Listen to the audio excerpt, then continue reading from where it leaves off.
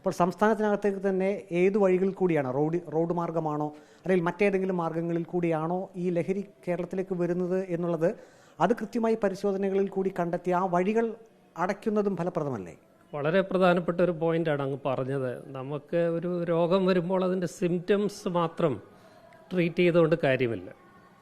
പലപ്പോഴും ഉപരിപ്ലവമായിട്ടുള്ള നടപടികളാണ് നമ്മൾ സ്വീകരിക്കുക. ഇതിൻ്റെ ഉറവിടം കണ്ടെത്തി, റൂട്ട് കണ്ടെത്തി അവിടെയാണ് സ്ട്രൈക്ക് ചെയ്യേണ്ടത്. ഇതെവിടെ നിന്ന് വരുന്നു, ഇതിൻ്റെ ഉത്ഭവം, സോഴ്സ് കണ്ടെത്തി അവിടെ സ്ട്രൈക്ക് ചെയ്ത് അവിടെ ഇതില്ലാതാക്കാനായിട്ട് സാധിക്കണം. നമ്മുടെ എല്ലാ മേഖലകളിലും ഇപ്പോൾ കൊച്ചി, പഴയ കൊച്ചിയല്ല എന്നുള്ളൊരു ഡയലോഗ്, സിനിമ ഡയലോഗ് മാത്രമല്ല, അത് അക്ഷരാർത്ഥത്തിൽ ശരിയാണ്. നമ്മുടെ സിനിമാ സാംസ്കാരിക മേഖലകളൊക്കെ ഒത്തിരി മാറ്റത്തിന് വിധേയമാകേണ്ടതുണ്ട്. ഇപ്പോൾ ഹിംസ പെരുകുന്നത് എന്തുകൊണ്ടാണ്? മാർക്കോ പോലെയുള്ള സിനിമകളൊക്കെ നമ്മുടെ യുവജനങ്ങളെ സ്വാധീനിക്കുന്നുണ്ട് അത്രമാത്രം.